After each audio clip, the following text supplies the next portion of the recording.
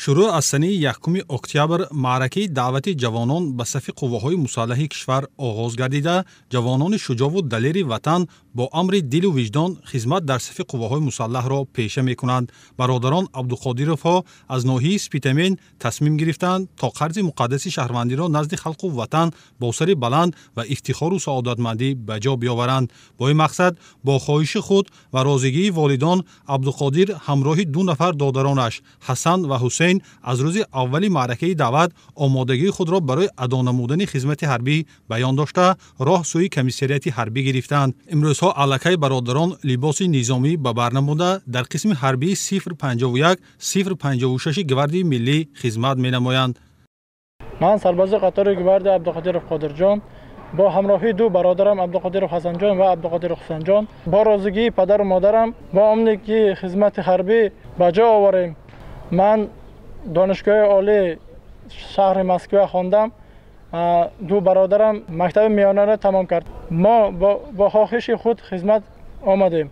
منتدار خود را به سرفرماند عالی قوای مسلح جمهوری تاجیکستان پیشوای ملت امام علی رحمان بیان میکنم که برای ما چنین شرایط ها مهیا است. من افتخار میکنم که به وطنم خدمت میکنم.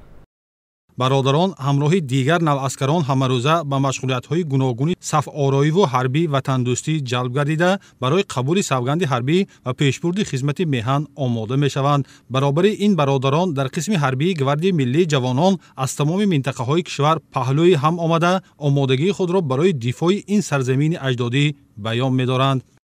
سال 2018 مکتبی میانه را ختم کرده به دانشگاه دولتی طبی تاجیکستان به نام ابوعلی ابن سینا داخل شدم. بعد از ختم دانشگاه به خدمت حربی سفربر نمودم. با خواهش خود من آمدم، با چشمان خود دیدم خیلی شرط و شرایط و خود و خوراک و همش خوب است. به پیش مقصد گذاشتم که اول خدمت وطن را به انجام رسانده بعد به اردنیتور داخل شوم و وعده می‌دهم که تا آخرین نفس به خلق خود خدمت کنم. با صف قوای مسلح جمهوری تاجیکستان بعد ختم دانشگاه مالیه و اقتصاد جمهوری تاجیکستان داخل شدم. امروزها در صف قوای مسلح جمهوری تاجیکستان خدمت را پیش برده ایستادم و بسیار رفیقان دوستان پیدا کردم. ما همه روزه با دیگر سربازان مشغولیت‌های جسمانی صف آرایی گذرانده ایستاده ایم. من وعده می‌دهم که به وطن خود صادقانه خدمت می‌نمایم. نسل جوان در صف قواهای مسلح مملکت خدمت نموده مهمترین مکتبی آب و تاب حیات را پس سر می کند.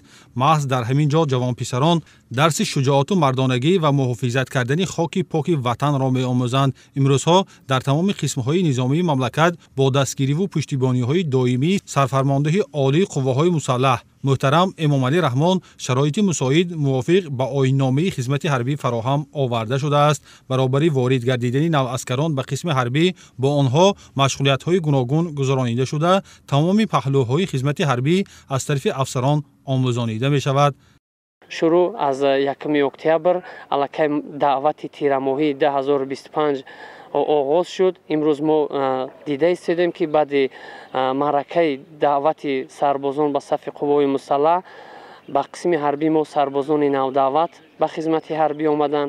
الکی از روزهای اولی به خدمت حربی آمدن سربازان نودعوت اساس آنها را آماده نمودن درباره به سوگند حربی آوردن در مرکز تعلیمی. همزمان با آنها نازوکی‌های طلبات‌های آیین‌نامه‌های قواهای مسلح جمهوری تاجیکستان آموزانده می‌شود.